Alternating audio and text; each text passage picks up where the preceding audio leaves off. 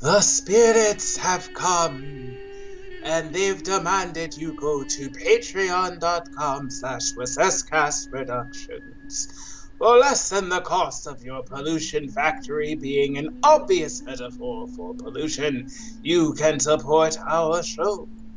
That's bonus episodes, early access, and extra content just for you. And no environmental consequences that you are aware of. Again, that's patreon.com/WSCastProductions. Enjoy the show.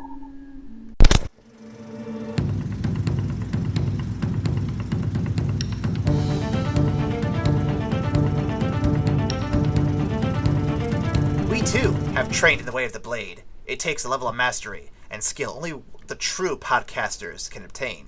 Welcome to the After Credits Cast, the only film podcast to flaunt their swordsmanship skill, because we're the only ones who can. I am your host, Aaron Waseska, and I'm joined by Ryan Metters. I also have a big black sword. I'm so sorry I said that. Oh my god. That is some unprompted improv, and that's great. I love it. I mean, I really do. I have a couple of swords in the back. Oh, we know what you meant, Ryan. We know what you meant. Mm-hmm. He's got a big dildo back there somewhere. You can follow us on various platforms of choice to hear more about Ryan's dildos, including Patreon, YouTube, Pippa, Apple Podcasts, Google Play, whatever Google is now. I'm going to call it that until I know what the name is. iHeartRadio, Stitcher, TuneIn, Podcast Addict, and many, many more. You can also comment on Ryan's dildo on Tumblr, Twitter, and Facebook. And Ryan, if they want to email you directly about it, what could they email you at? They can email us at 15footeuphemisms at excuse me. Sorry. That's evacstation@gmail.com. Euphemisms? What? No, that's not a thing. What's it? No. This is a kid's show, Ryan. There's no euphemisms here. Yeah, the euphemism is that spot on a girl's. I'm sorry. Anyway, we've got what are we talking about today, man? I'm honestly not sure where you were going with that one, but I like it. Don't worry about it. First, Side A, we're covering The Painted Lady, originally airing October 5th, 2007. We jumped quite a few weeks there. Written by Joshua Hamilton and directed by Ethan Spalding, and animated by Moe Animation. The cast includes a few new faces, including Paul Eiding as Doc and whatever other aliases he went by, Daniel Riordan as General, and Will Shadley as Little Boy. I don't like the way you said that, but we've got some fun facts for you this evening. First off, the position of the hands on the statue of the Painted Lady is actually the Vitarka Mudra. It's a gesture of discussion and teaching that can be seen on some real-world statues of Buddhas. In Avatar Extras, it is stated that the Painted Lady is a water spirit, and that the moon and water spirit are closely related, hinting to a relation to Princess Yue. We still can't move on. Nope, still there. Next up, Katara's statement to the villagers that they have to help themselves is similar to the statement she made in Imprisoned to encourage the prisoners on the prison rig to fight back against their captors. The writers wanted to create this episode to show that the war's negative impact extended even to the Fire Nation's own citizens, which I believe was aptly done. So it's almost like real life, almost. Mm-hmm. I'm also seeing a trend where Katara's main plea is for people to help themselves because she felt so helpless during the course of her early life, and she only started to really reclaim her power when she took steps to change her life. Yeah, I can see that. But no, all Katara does is whine about her mom, right, Chaz? Sorry. Chaz isn't here to defend himself. You should hold on to that one for when he gets here. Yeah, so man. Don't at me, bro. All right. I can feel his ears are burning right now. Last fun fact. Sokka's master schedule is actually a production schedule that was used by animators to plan out the episodes and the seasons. I love little Easter eggs that writers get to throw in like that. Mm-hmm. Cool stuff. I've got a quick synopsis here for you, then we'll jump into the episode. I'm ready. Time is running short before the big invasion day, but Katara wants to be a hero and save a small shitty town from a big nasty corporation. She does so by impersonating a water spirit and behaving like Robin Hood. The town and its strange citizens are thankful, but the big nasty corporation is not, and they have resources to do something about it. The gang finds out about Katara's extracurriculars and help her save the town from the nasty corporation. We learn a valuable lesson about sticking to Sokka's schedule.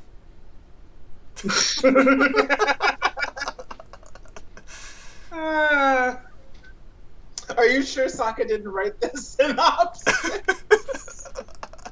I mean, he might have, honestly. He's got an associate producer's credit in there somewhere. I don't know. That'll be the title of this one. Episode presented by Sokka. So what did we learn, children?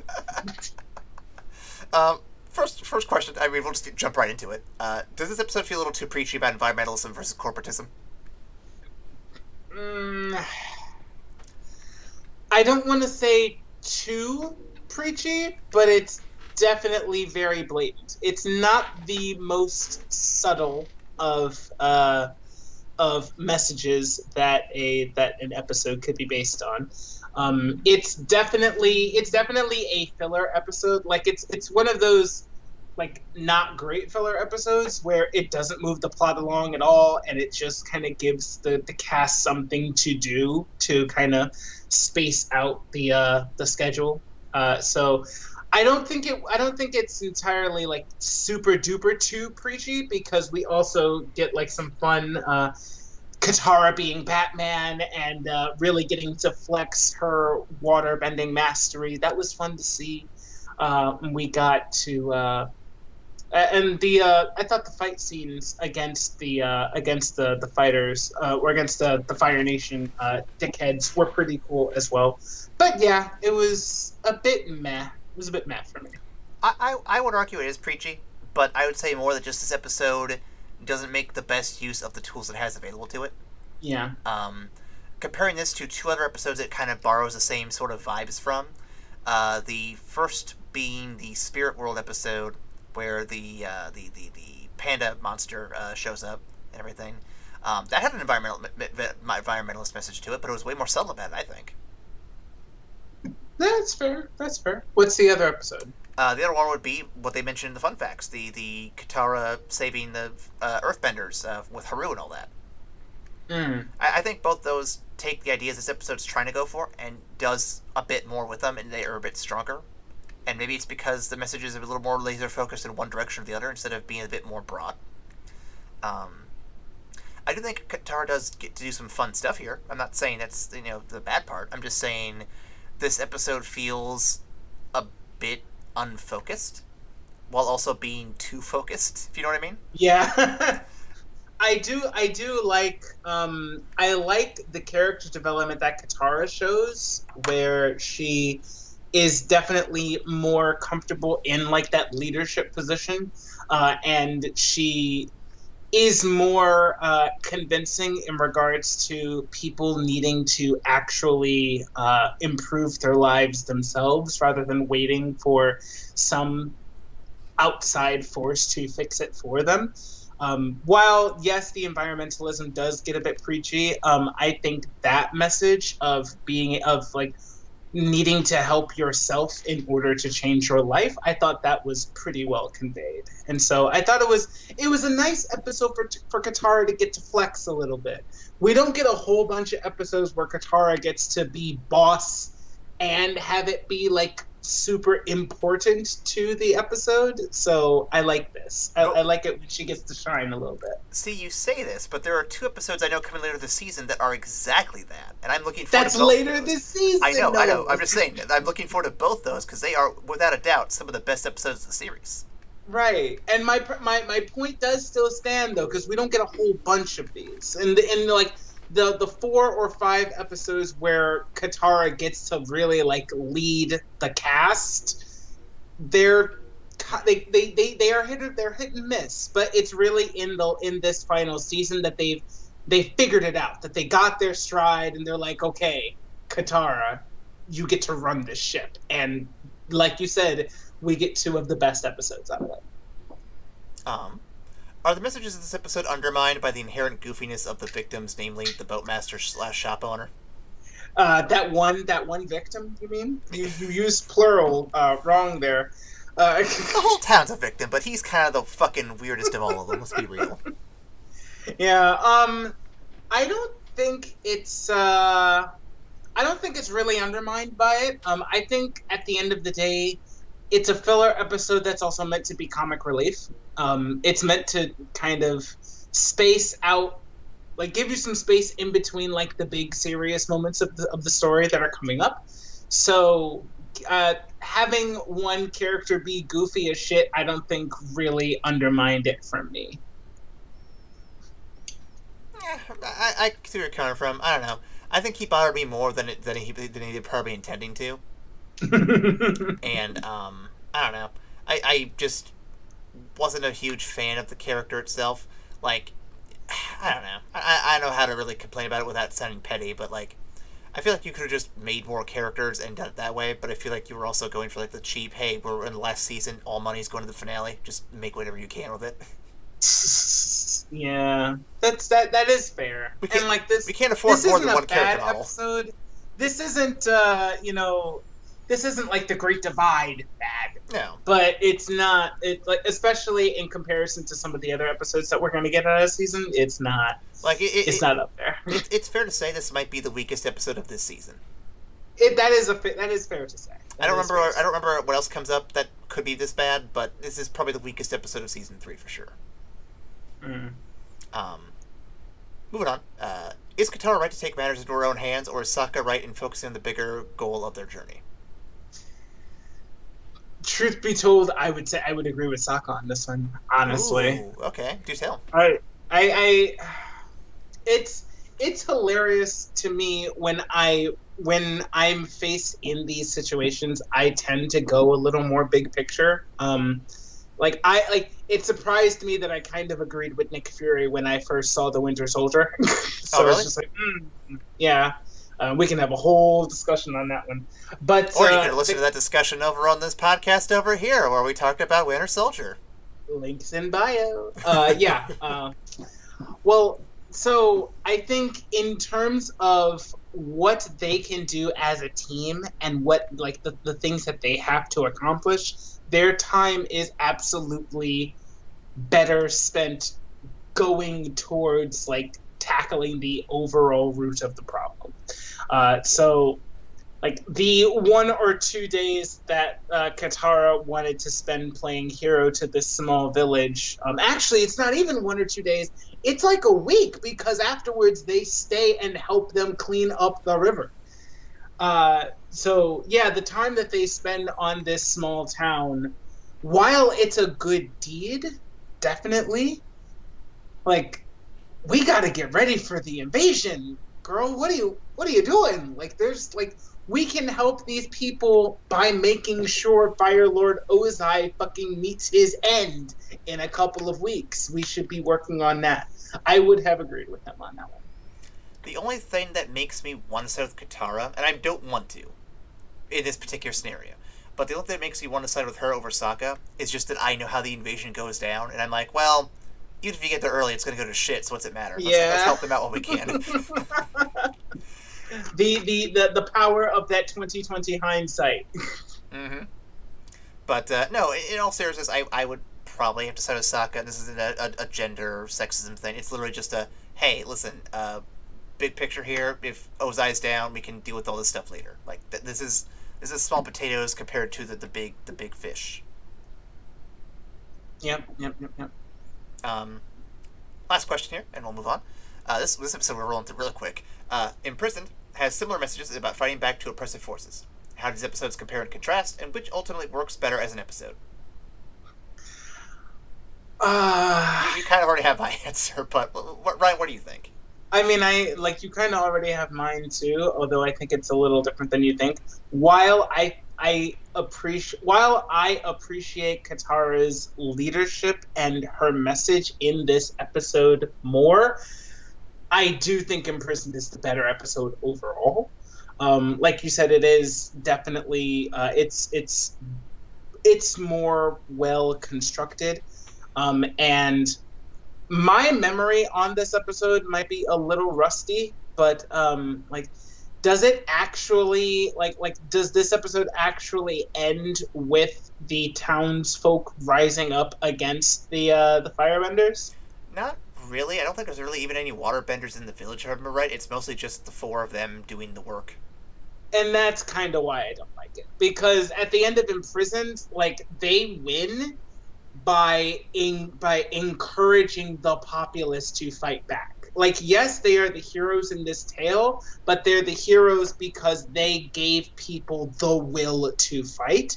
Whereas in this episode, they talk a great game, and the villagers help clean up the water. And you can make the argument that, yeah, the villagers, there are no fighters in the village. They're all malnourished, they're all fucking downtrodden, so they can't really help. But the overall message of empowering people to take control of their lives is served better in the Imprisoned episode, because the Earthbenders actually take back their power and do so from Katara's words. So it's more impactful that way. Yeah. I feel like you could go either way, but Imprisoned definitely has more going for it, I think. I'm trying to think of how you'd write a better version of this episode without being just Imprisoned Part 2. Yeah. Imprisoned but with waterbenders, or Imprisoned but with impoverished firebenders? And that's the other thing, too. Like, how do you convey... So the Fire Nation's been brainwashed. We explained this in the last episode. A lot of them have been brainwashed into believing, or propagandized into believing, what the world is the way it is. And you have to wonder, how do you write an episode where firebenders and Fire Nation people rise up against an oppressive monarchy regime that's been telling them this is the way it is? Like, how do you write that in a way that works in a 20-minute kids episode? Right, and it's harder than I realized, because now that I think of it, it's like the internal machinery, like the propaganda machine of the Fire Nation, is so well constructed that if you have use to the Fire Nation, you're pretty much singled out early. You're given a place of like pride and esteem in the Fire Nation, and they nurture your talent while feeding you propaganda that you're a part of the greatest nation on the planet, and you should be so proud because the world has graced you with this gift, and you are graced to use it in service to your emperor, and da da da da da. So all of the people that could fight back are already bought into what the Fire Nation is selling. Mm-hmm. It makes sense that the villagers can't really go against the Fire Nation because it's made up of the people that the Fire Nation don't have a use for. So, like I said, this is a really hard episode to just create because there's so many other parts to it that don't work without certain other parts, and you... Yeah. It's easy to do that in a nation that's being conquered by the Fire Nation. It's really difficult to do that in the Fire Nation itself. Again, with the time constraints and the fact it's a kid show on top of that. Mm-hmm. So, this episode might just be an ill-advised attempt at what they're doing. I don't know how you can really fix it, but it's definitely not working on all cylinders, I don't think. It's a Katara Flex episode. It's a Katara Flex and filler episode. That's all I'm really looking for out of it. Mm-hmm. It's not the greatest, but it's definitely not the worst.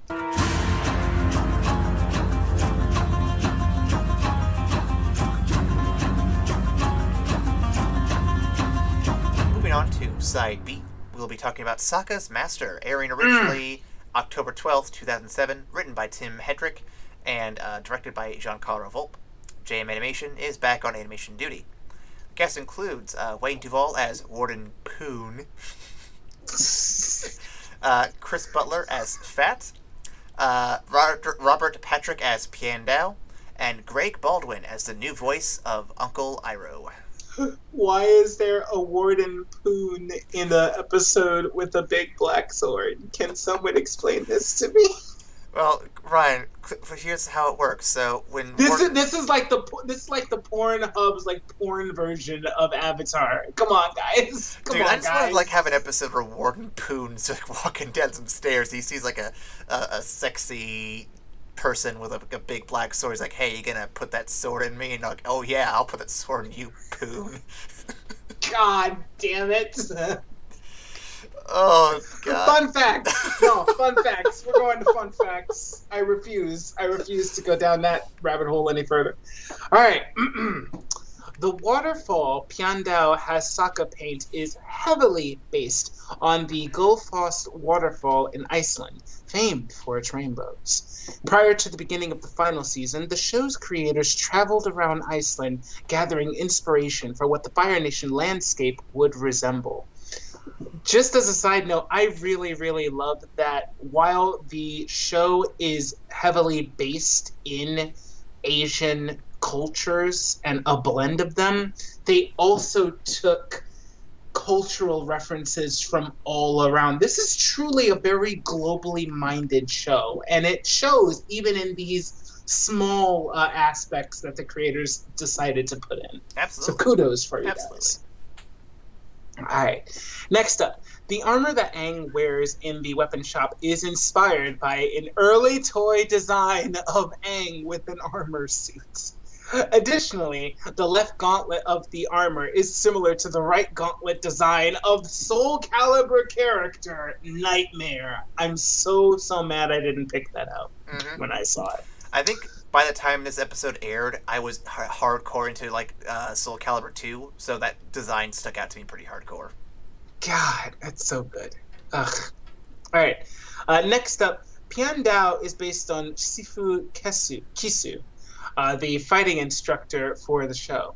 Piandao's teachings about imagining the sword as part of your body echoes Suki's teaching about the fan in Season 1. These callbacks are ridiculous.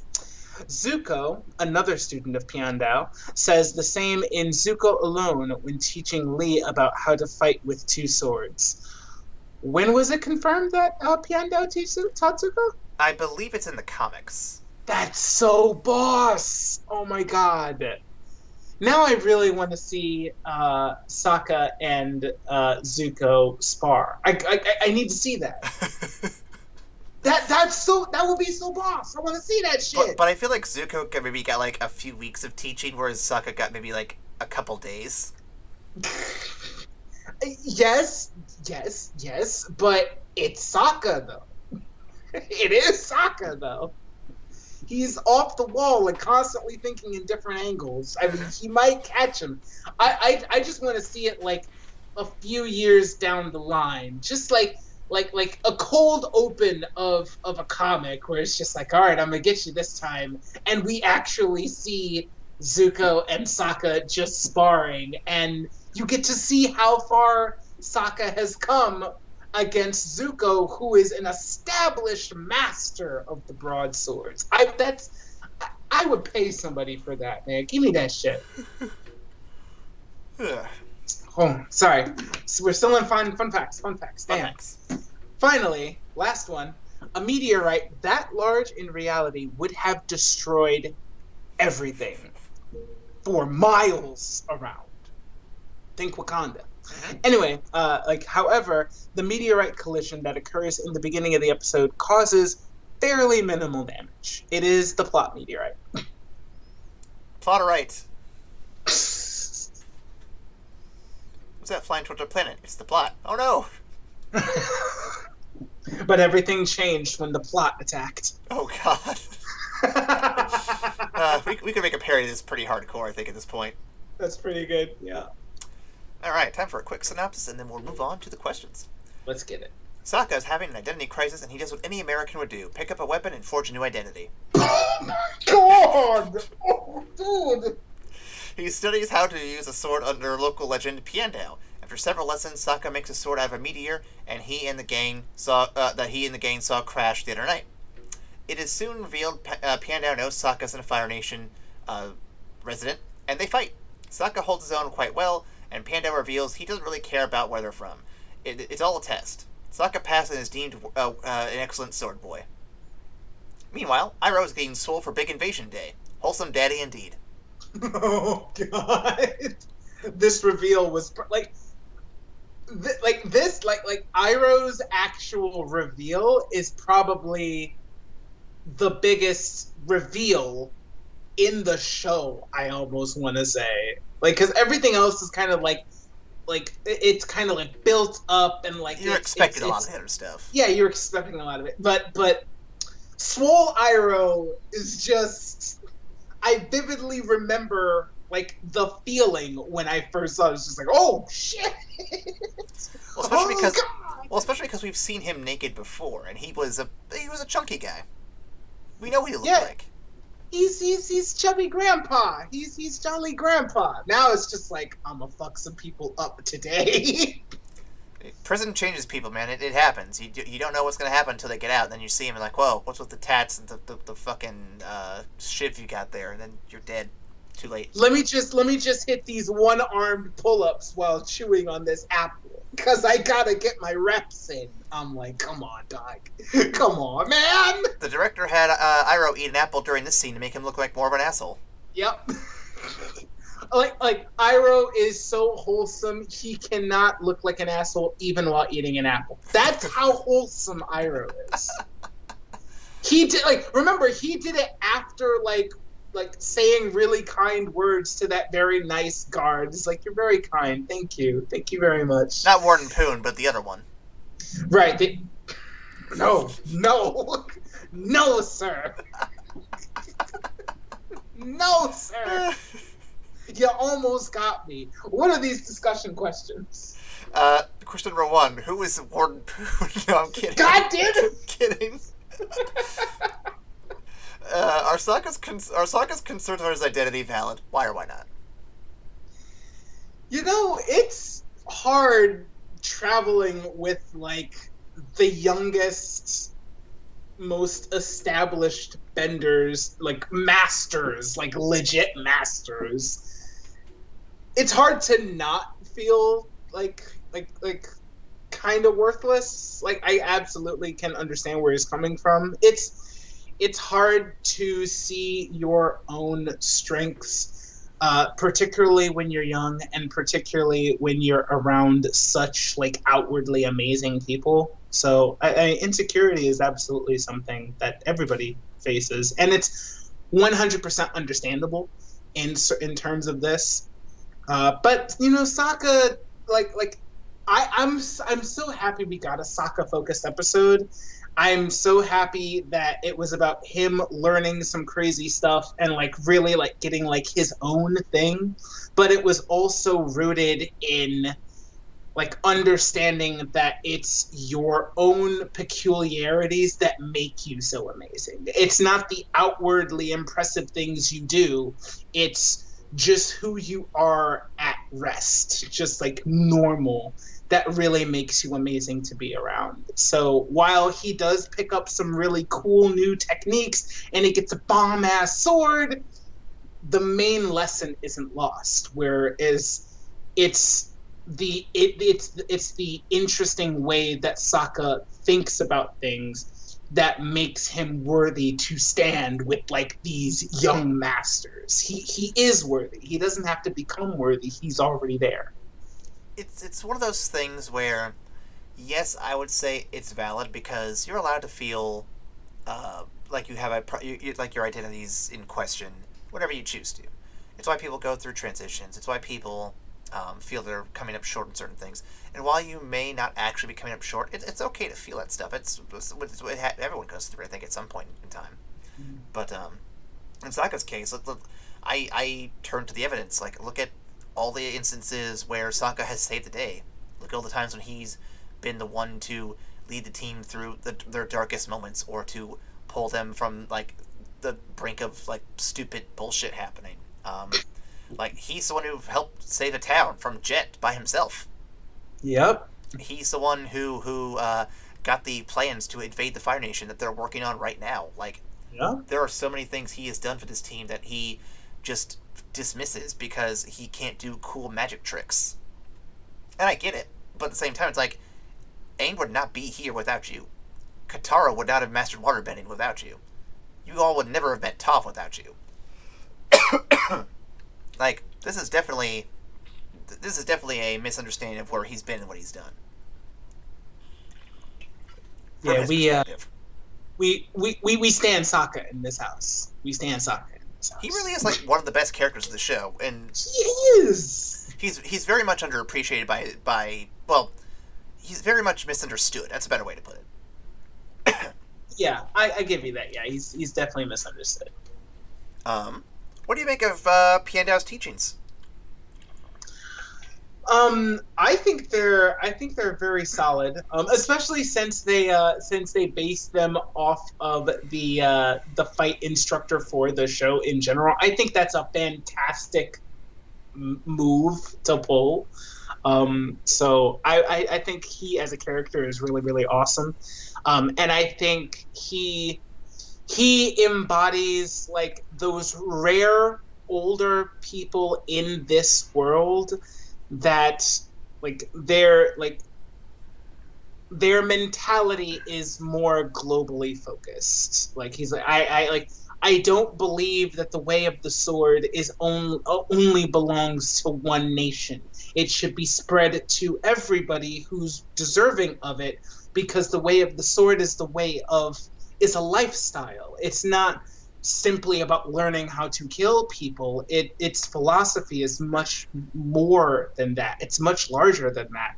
And learning the way of the sword is a great way of self-improvement. So it doesn't just belong to a certain group of people. He believes in the global sharing of knowledge. I wonder what order he's a part of. We'll have to ask about that here in a few minutes, I think. I think his teachings are very indirect, but also informative of the artistry he's trying to pull off and the type of person he is. And not to toot my own horn, but it reminds me of stuff I've written a little bit for the teachings of a particular character in the book I'm working on. Yes. Like, because the teachings of that, I'm not saying I'm original. I mean, I saw this show first. I might have gleaned aspects of this, but certainly, I like the idea of teaching how to do X, Y, or Z, but not necessarily doing it directly. Like, make the foundation, the building blocks, the mental and stamina building aspects first before you actually teach the techniques. That I think is what makes some stuff like this really stand out to me. Absolutely, yeah. Very, very, very Mr. Miyagi-esque. Wax on, wax off. Absolutely. I see you. How long is Sokka training under Master Piandao for? And is his progress in the training believable? It's believable for a cartoon. Also, so keep in mind, he also stays long enough to actually forge the sword, which is not a quick process. That's probably a day right there itself. That's probably at least a day in and of itself.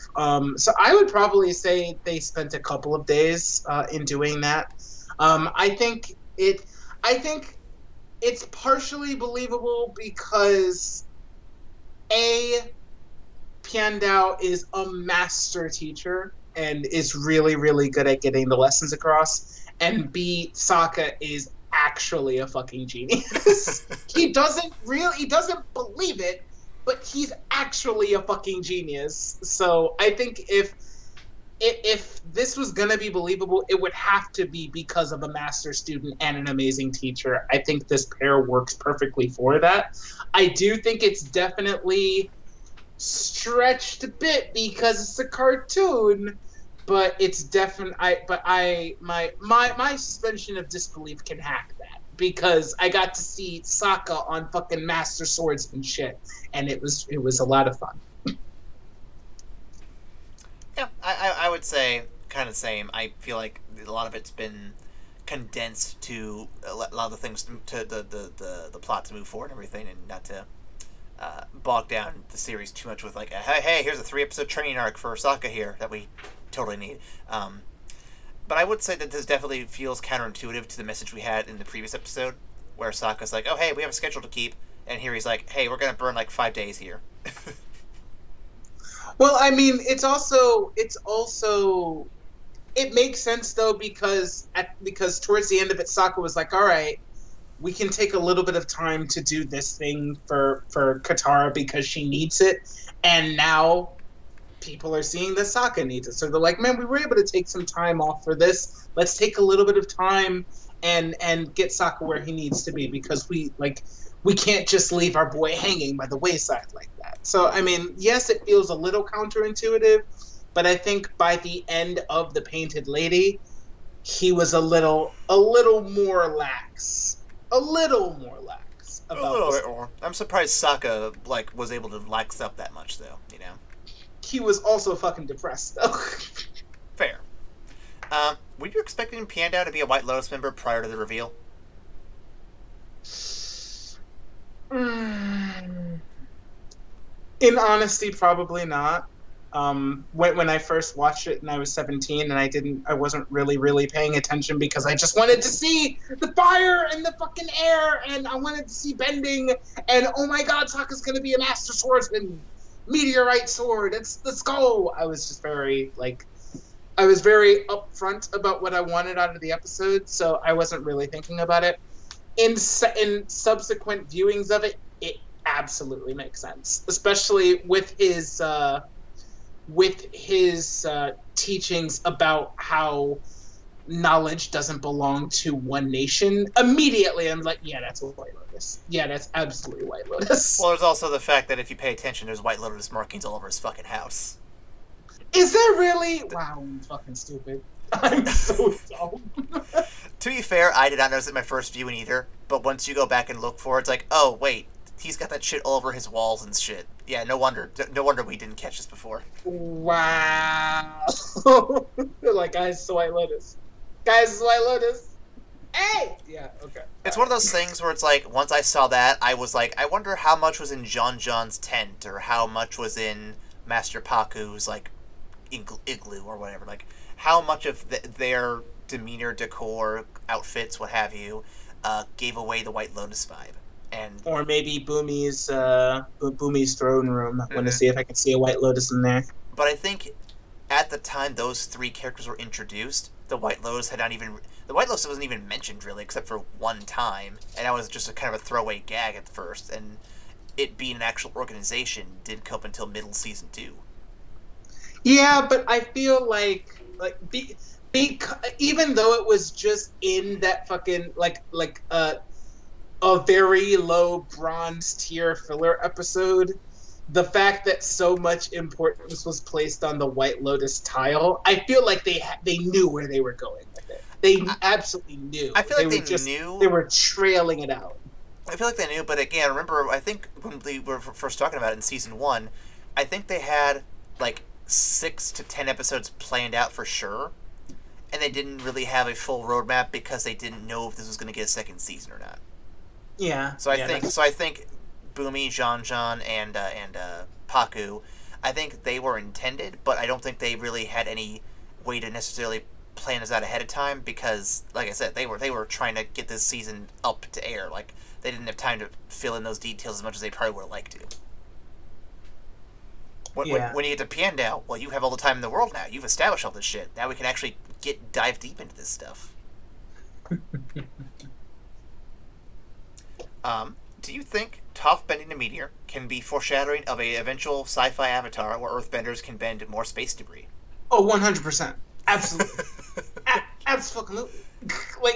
Like knowing what we know about the rising prevalence of metal benders in Korra and how much metal bending is becoming like a part of society, absolutely. There will absolutely be metal benders in space.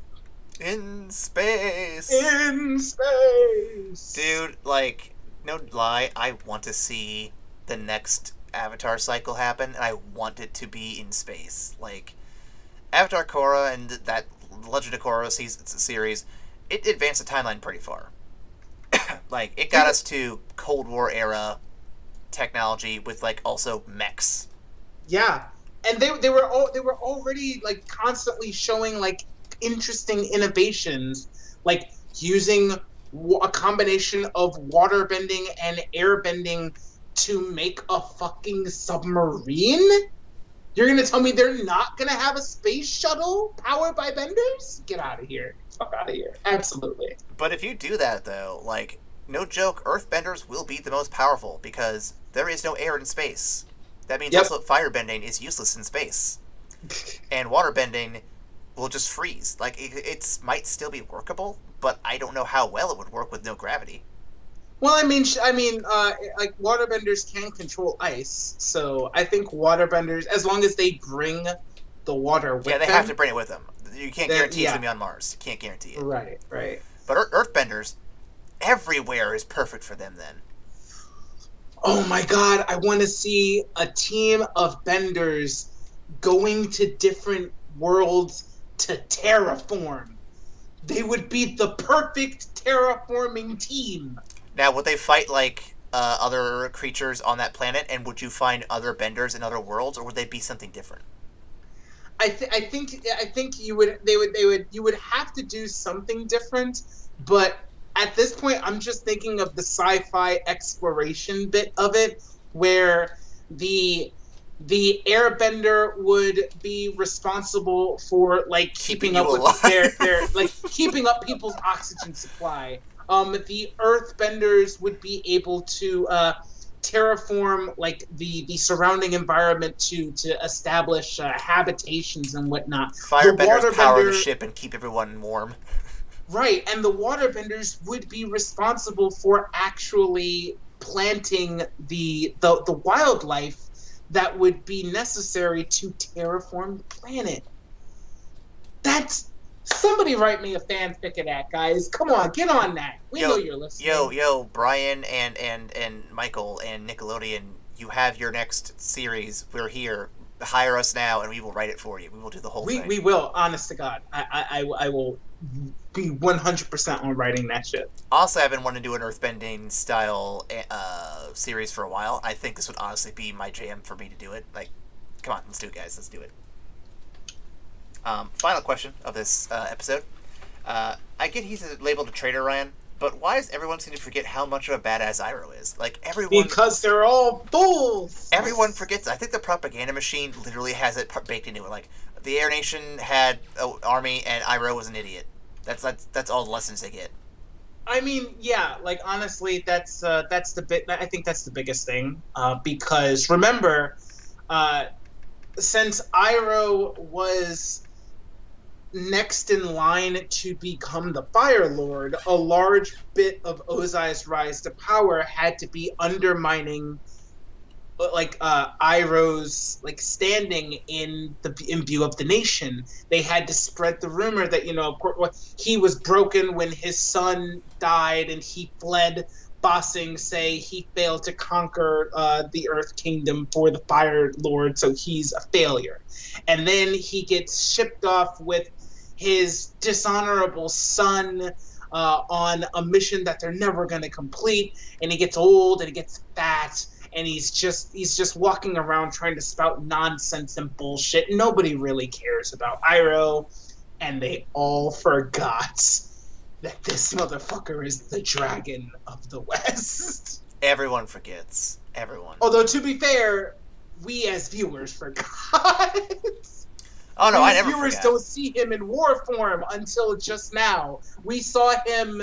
We saw him fight against a couple of Fire Nation goons, which he, of course, could handle no problem because he is a master firebender. He's the one teaching Zuko. We see him at least hold off Azula and Zuko and the rest of the Dai Li so that Katara can escape with Aang when Ba Sing Se falls. Well, there's that one time he fought naked with just chains on him, fighting some earthbenders. Like, I mean, that alone should tell you, hey, without firebending, he is still a monster.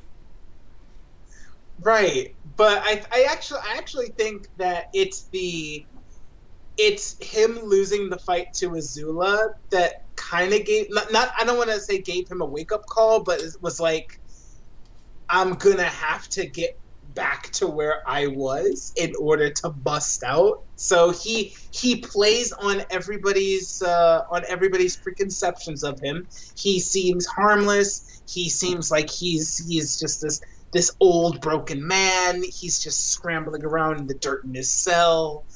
And while everybody, like, in the moment where nobody can firebend anymore, he's about to wreck your shit. He's about to tear open that Warden Poon, if you know what I mean. No! Damn it, we almost got through the episode. Listen, you name a character of Warden Poon, I'm gonna have to make as many jokes as I can. Yeah. Like, no offense to the guys who wrote this show, but, like, did y'all, like, check out your names before you edited this shit? Or was this intentional? Especially if you're writing it for fucking high schoolers, guys. Come on, y'all! Hey, yo, Chaz, you check out that Warden Poon? I don't know where I was going with that one. But anyway, that is all I have for the questions for this week. A little bit lighter, a little bit shorter. Neither of these episodes are super meaty, but they're both, well, one of them's at least fun, for sure.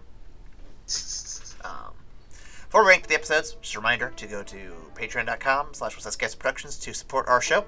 You can also reach out to us on Tumblr, Twitter, and Facebook to email us your favorite Warden Poon jokes. And Ryan, if they want to email us directly, where could they email us at? They can email us at 8 feet euphemisms at, damn it, no, excuse me. That's you can email us at Warden Poon. No, fuck.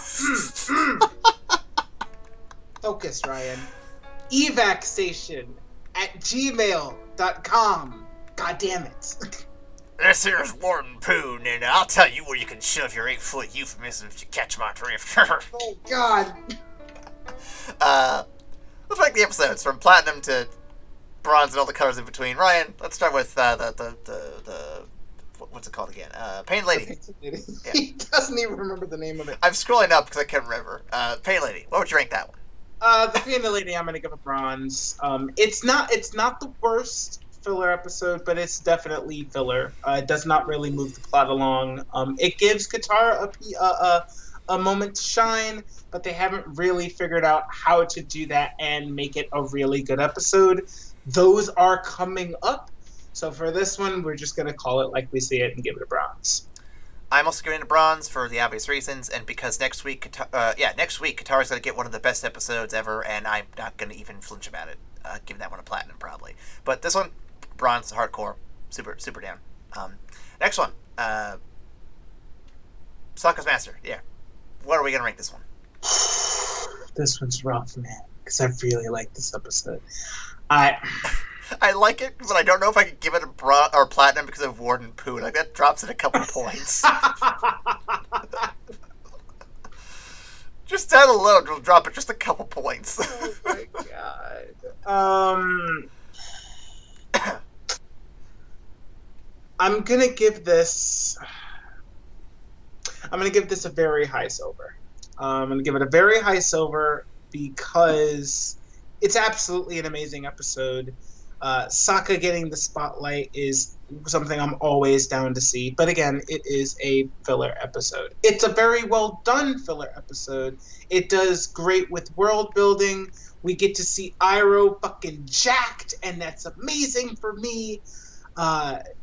And we get to see Sokka becoming a fucking master swordsman and adding that to his toolkit. But also Sokka learning to appreciate the shit that makes him him and the strength and value that he brings to the team by his goddamn self, sword or no sword.